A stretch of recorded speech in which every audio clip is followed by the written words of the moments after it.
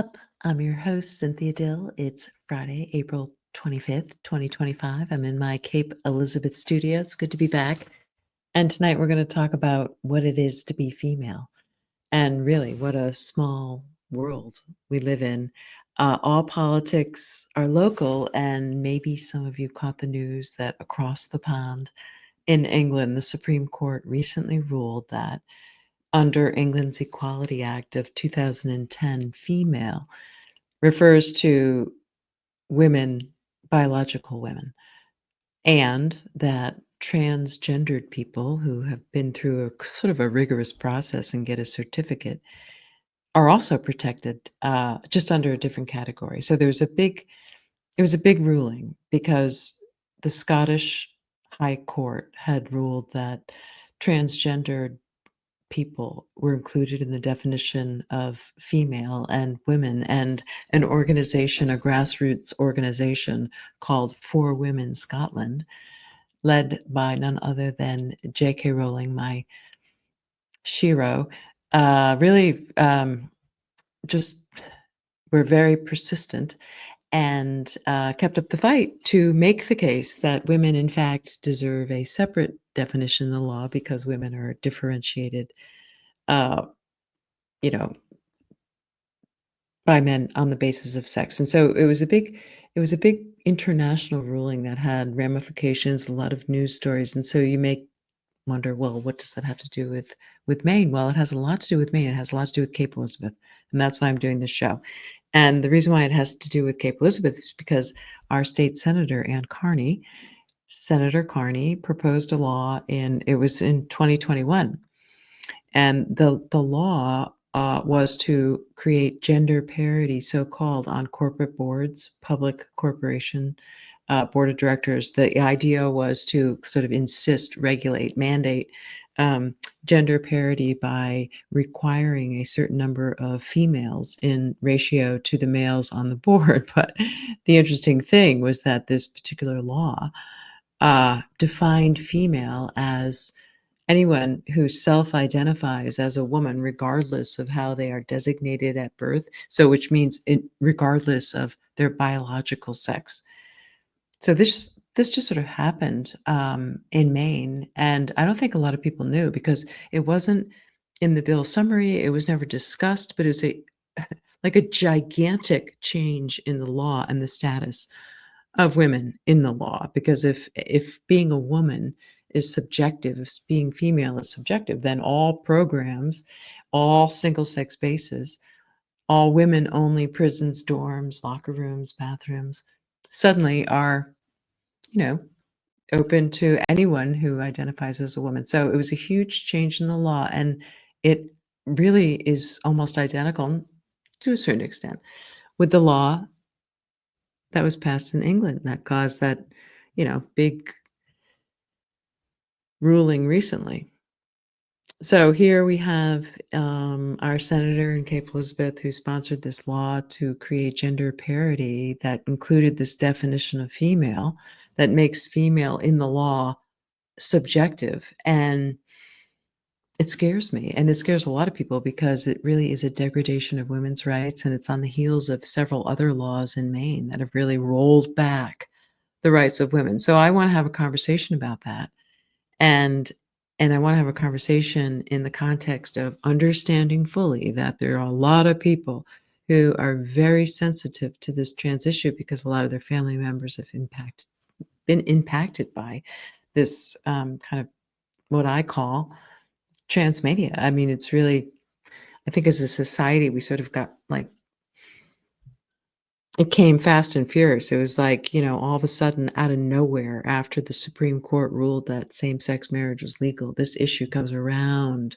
And what's interesting to me is if you look at the roots of it, it's really over from across the pond. So we have not only the gender, like medical theories that are actually referred to in Maine law, coming from Europe and over there, but we also have this proposed law to have gender parity on boards and define female as anyone who self-identifies as a woman. So it happened in England, went up to the Supreme Court. The Supreme Court ruled there that no, women are in fact women on the basis of biological sex. So here we have in Maine, though, still in the statute, this law, and the thing is I there wasn't even a debate about it. I mean, we haven't even had this conversation, so we need to have the conversation. So the purpose of this show is just to introduce this subject and welcome the conversation and welcome the conversation from everyone who has a stake in the game, which is pretty much everybody. Like if you think that you're a parent who's scared to death, that your kid, is going through some identity crisis that might result in some major alteration to his or her um, identity, well, my God, I feel for you. I mean, of course I do. And if you're a child who's been trying to navigate this environment of craziness about gender and all the gender jargon and all the virtue signaling, well, I feel for you too. And I just want you to know that, I come at this topic as a parent, as somebody who really cares about equal rights and civil rights, and somebody who has fought for equal rights and civil rights for all, including transgender people. I've represented transgender people. I know transgender people. It's not about hatred of transgendered people. It's about women's rights. And what I think is just the truth, because, you know, my profession is law. I uphold an oath to the Constitution to be forthright. And in my view, truth and justice. It's about truth and justice. And to define female as anyone who says they are is just not the truth. And that's why I'm opposed to it. That's why I'm going to work to change the law. And I welcome the debate. And um, and it's really come fast and furious. Like Shanna Bellows testified, this law that passed to create gender parity and at the same time redefine female, I think for the first time in Maine law, as anyone who self-identifies as a woman. Well, Shanna Bellows, who's now running for governor, our Secretary of State, she testified in support of the gender parity law and said in her introduction, "I'm Shanna Bellows, I'm the first female Secretary of State." Well, you know what? Because that law passed, defining female as anyone who thinks they are. She's the first and last female Secretary of State, in my view, because female is not subjective. You know, I know that there are anomalies. That's a hard word to say in science, but generally accepted science is that women have two X chromosomes and men have an XY chromosome.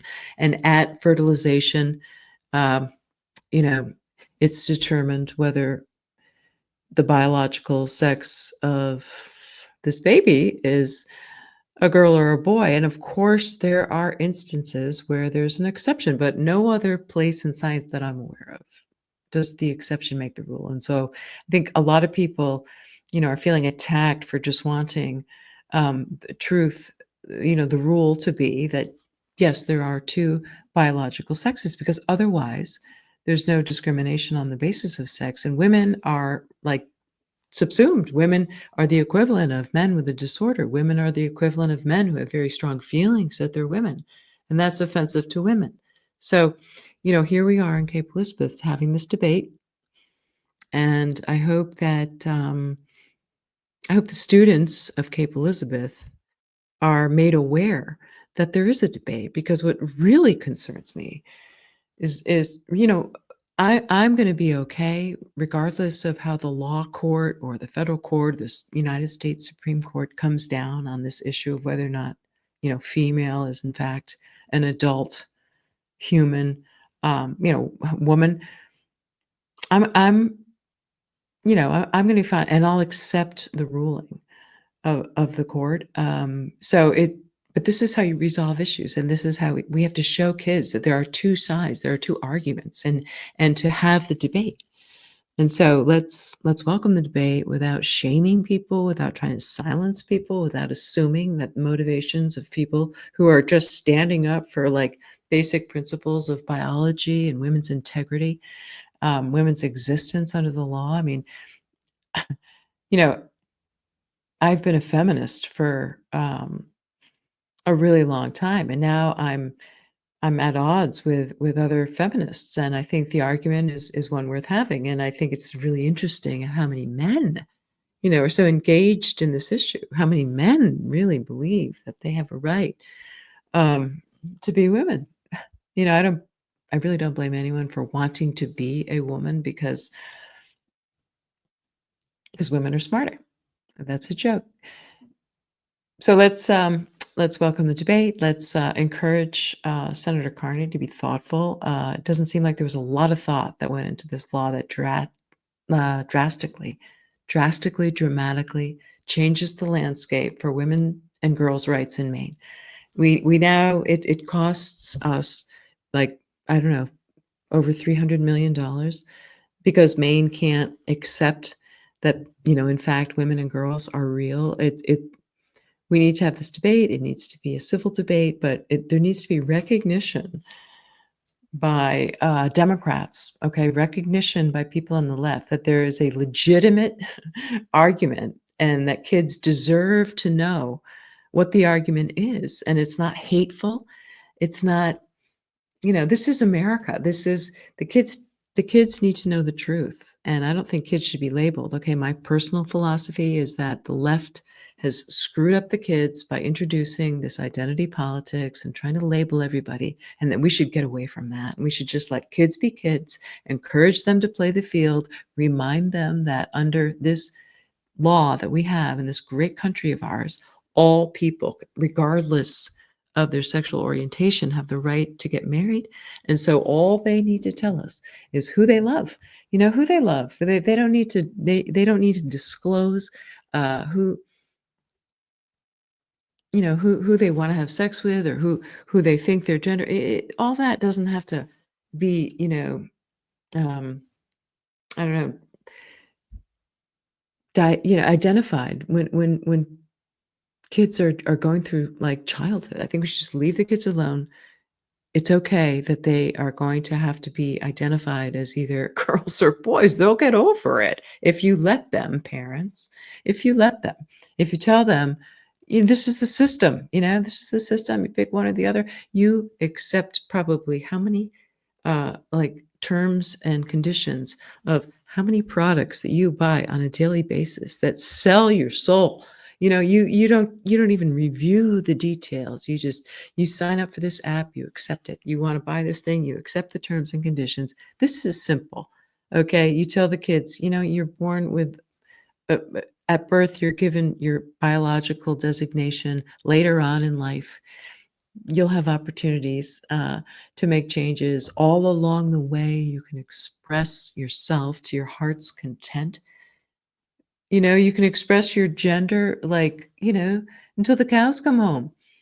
But on a couple of forms, you have to say whether you were boy or a girl at birth, and that's okay. And if the parents would just tell the kids it's okay, it would be okay. So that really, I think, the message for me is to the adults out there who are scared to death that their kids are going to be harmed because all parents are. All parents have that fear that there's going to be harm inflicted on their child. But it's never the truth that hurts the kids, really.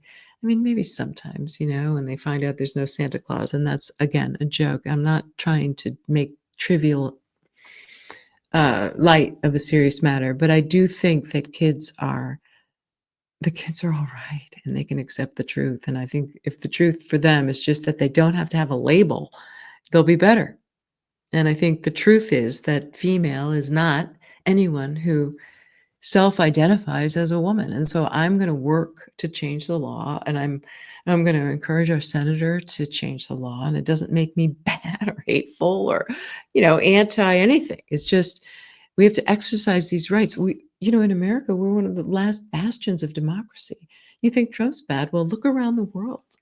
Women and girls were to just give up the identity of women so quickly because you have some notion that you're doing good for another marginalized group. Well, you can do good to all marginalized groups without taking away from women their identity and taking away from girls the knowledge that they are in fact different. They are different and they can celebrate that difference if they want, when they could dream about being something else, and thank God if they're in America, they can express that. But, truth the truth will set you free.